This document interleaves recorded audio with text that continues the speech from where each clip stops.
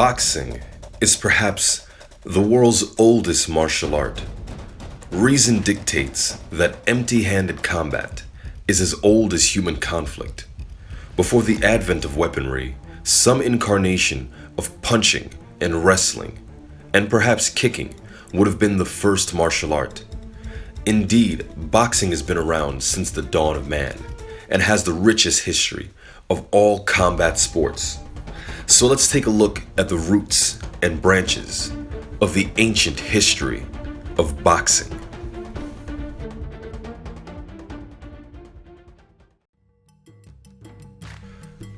Africa is home to a variety of martial arts, including various styles of boxing.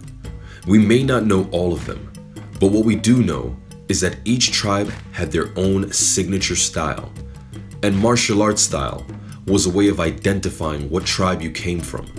Even Europeans used this method and categorized people based on this. Let us take a look into the styles of boxing that exist across early Africa. As boxing is as old as civilization, we must look to the earliest recorded human civilization. The Fertile Crescent is where early human civilization developed, and Mesopotamia is credited with being the cradle of civilization. For it is indeed in Mesopotamia we find the first great civilization. This, of course, is the Sag Giga, but you probably know them as the Sumerians. If Mesopotamia is the cradle of civilization, then Africa is the womb of civilization.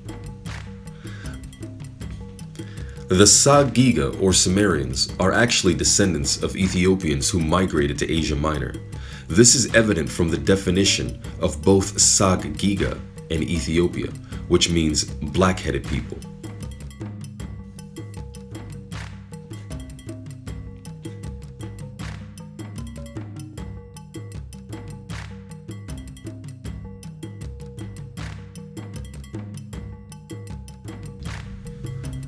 It is recorded in the book of Genesis, as well as the Quran, that a man named Shem, or Ham, was the father of Africa. This is why African languages are referred to as Hamitic languages, and its people as Kemetic. Shem, or Ham, had 4 sons: Cush, Phut, Mitzrayim, and Canaan. Ethiopia was first settled by Cush, who then migrated to Asia Minor and founded Sumer in the plains of Shinar.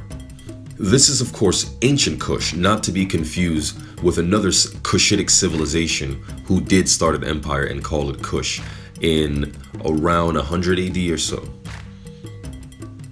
Linguistics, genetic science, as well as oral and written history attest to the fact that early Mesopotamians, West Africans, even southern Indian Dravidians have their foundations in the early people groups that migrated out of Ethiopia. Now, Ethiopia was called Ethiopia by the Greeks, and essentially they referred to all of Africa as Ethiopia. And again, this was to describe the kind of people that they saw there. However, there are various people groups and kingdoms that rose up in that region. For example, the Nubians, and again, that later kingdom, Kush. So I will use Kush, Ethiopia, and Nubia interchangeably to refer to early East African people. It is reasonable to believe that this region is the root of martial arts, especially boxing, wrestling, stick fighting, and archery. And they predate the Sumerians, yet when we look for historical artifacts, we don't have much from its earlier period to work with. However, it is recorded that Nubians were famous for their boxing and wrestling, as well as archery. But in regards to boxing, they did indeed compete regularly.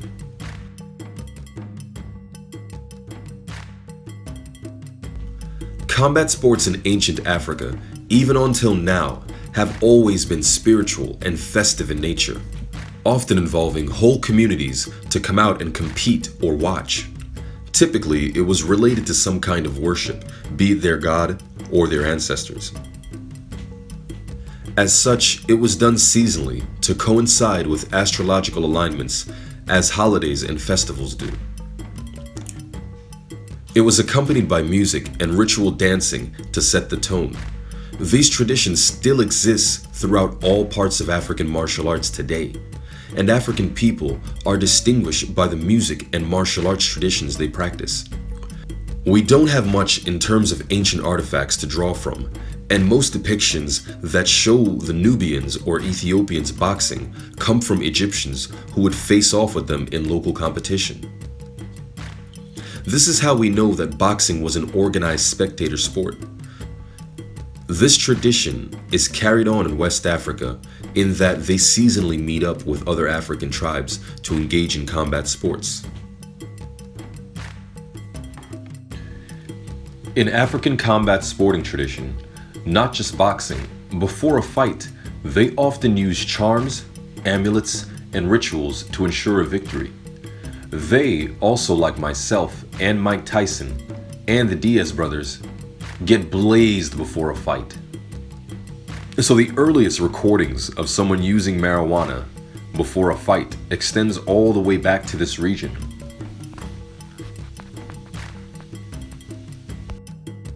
This style of boxing had no rounds, and when a winner was decided, the winner would stay in the circle and take on another competitor until either he was defeated or he could no longer take on any more opponents, or if he volunteered to step out and let someone else compete. They also wore no gloves. However, some traditions did wear one glove or use a slapping style. However, this terracotta statue that dates back to around the 1st century BC shows Nubians wearing Greek-style gloves, which is predated by the Sa-Giga reliefs. But then again, these reliefs clearly show the same boxing traditions that are rooted in Africa. Drums and dancing accompanying ungloved boxing.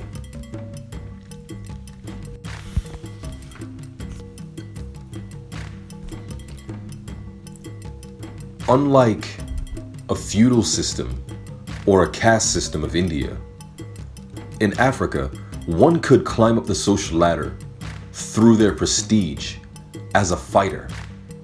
Combat sports provided not just a way to make money, but to earn honor and climb up the social ladder.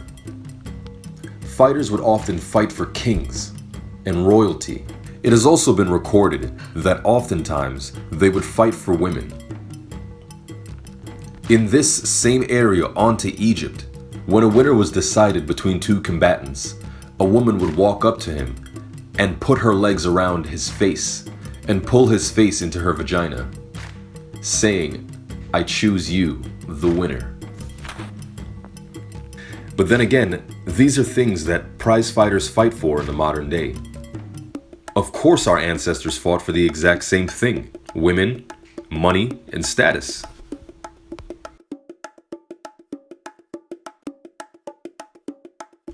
Also, when we take into consideration the West African boxing style of Dambe, although it is the pride of Nigerian Hausa people, the Hausa firmly maintain their origins back to East Africa, south of Sudan. When we consider that Hausa boxing used only one wrapped hand, and the fact that the Minoans, who were influenced by the Ethiopians and Egyptians, also did this, it is fair to say that this is an ancient tradition that followed the Hausa back to south of Egypt. Therefore, I credit Ethiopia, or Kush, for being the root of boxing, despite the limited historical record. Because whatever historical timeline you believe in, it is evident the human race started in this area. And as boxing is as old as conflict, it is logical that the framework of what would become boxing developed here. Also, its traditions are exemplified by its descendants, the Sa-Giga, the earliest civilization. The people groups of this region also wrestled alongside the Egyptians and Canaanites as far back as 3000 BC. And for the most part in African traditions, wrestling incorporated boxing and kicking. while in some traditions, they began to separate them into individual arts. But we'll take a look at that next time when we dig further into the ancient history of boxing. Thank you guys so much for tuning in, and make sure you smash that like button, leave your thoughts in the comments section. And I'm trying to get these videos to at least 500 likes so I can continue doing this just to make it worth it. I feel that I'm spending a lot of time on these videos, and if they're not being seen, then what's the point in spending so much time editing? Anyway, this is a video in a long series of videos that I plan to do covering the ancient history of boxing, the pre-modern history of boxing, and then the modern history of boxing. Hope y'all enjoy. Definitely looking forward to hearing from you guys. Let me know what you think. And also, if you want to support this channel, in addition to liking, commenting, and sharing, you can go over to my website, thefocusballs.com, and cop yourself a focus ball. If you're stuck in the house like everyone should be, and you want to get a workout, the focus ball is the perfect tool for boxing, indoors. Train every time, everywhere, and take your striking game to the next level with the focus ball. Are you ready to take your striking game to the next level? Then you've got to get the focus ball. Dramatically improve footwork, timing, reflex, hand-eye coordination, head movement, and striking IQ. Lightweight and extremely portable, so you can train every time, everywhere with the focus ball.